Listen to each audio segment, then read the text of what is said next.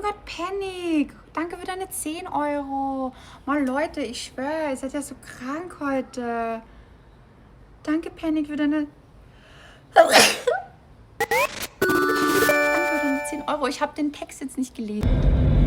Was geht, was geht, was geht?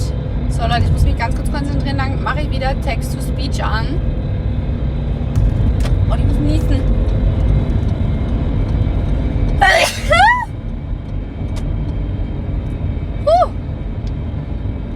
Aber das mag ich nicht. Ich werde ihm das auf jeden Fall dann überweisen.